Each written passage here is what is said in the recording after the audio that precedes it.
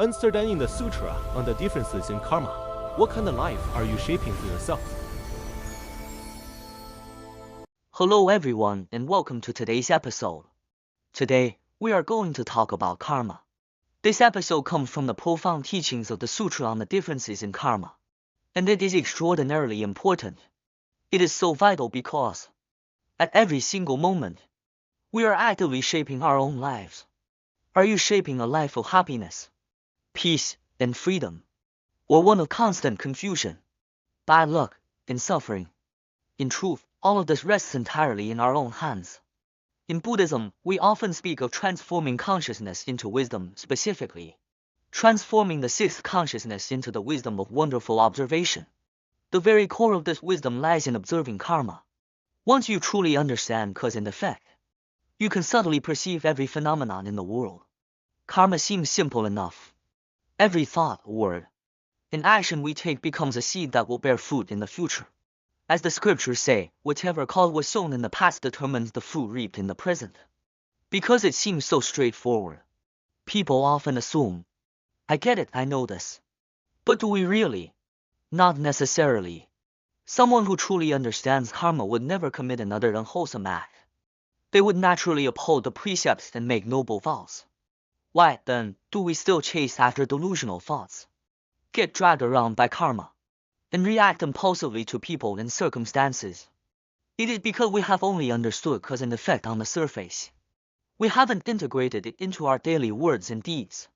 So we forget it the moment an issue rises. Forgetting isn't trivial. Acting out of habitual instinct is dangerous, extremely dangerous. When we act out of habit, there is nothing there except greed, anger, ignorance, arrogance, and doubt. Our bad habits are so deeply rooted and ingrained that they surface instantly without a second thought. Yet, when we want to do something good, we actually have to make a deliberate effort to break the cycle and cultivate wholesome actions. We must thoroughly master cause and effect. Alongside texts like the Sutra of 100 Karmic Tales, the Sutra on the differences in karma is crucial.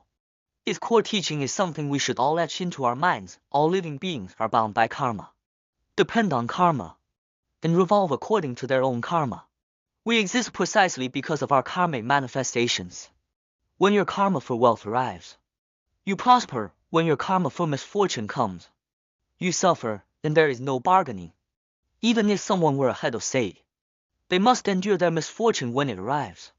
Conversely, even the poorest person will encounter wealth when their karmic cause matures. Everything revolves around our own karma. So, what specific karmic causes and effects does the Buddha outline in the sutra?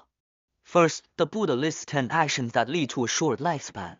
Killing living beings yourself.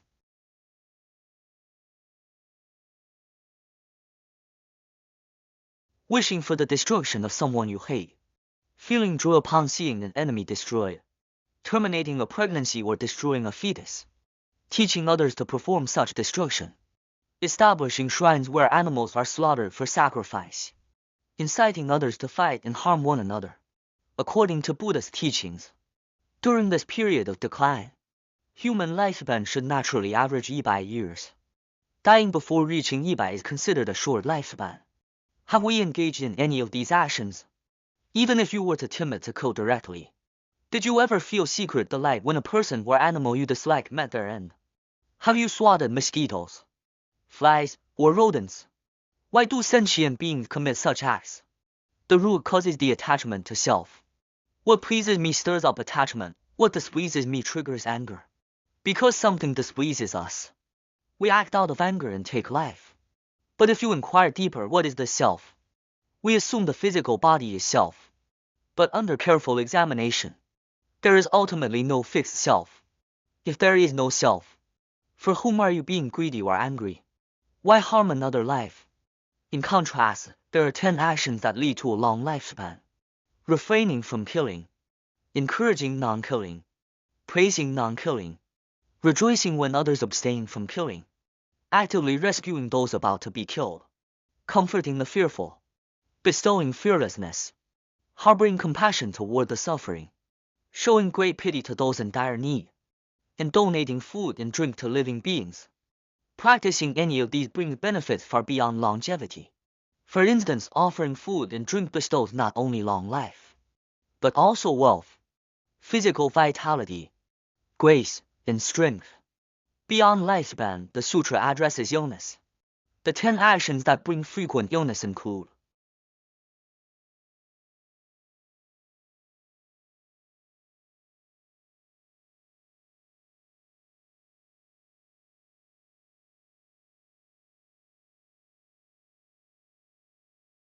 disturbing one's parents and causing them grief, annoying sages and holy ones, taking delight in an enemy's illness, feeling unhappy when an enemy recovers, giving harmful substances instead of real medicine to the sick, and overeating, specifically eating another meal before the previous one has even digested. Conversely, refraining from hitting beings, caring for parents and the sick, providing medicine to those in pain, and practicing moderation in eating bring freedom from frequent illness. Take a moment to reflect, how many of these have we committed in our lives? If you realize you have committed these acts, repent immediately while the karmic fruit has not yet fully matured. People often say, I felt fine before. Why did I get sick right after I started repenting? That is actually a blessing. It means you are clearing out the karma while it is still a small sprout, using a minor illness now to offset massive suffering in the future. If you leave that negative karma unaddressed, it will grow into a giant tree. And when the full retribution hits, it will be overwhelming. Clear your karma while there is still time. Now, what actions cause someone to be born unattractive? And what brings beauty, influence, noble birth, or wealth?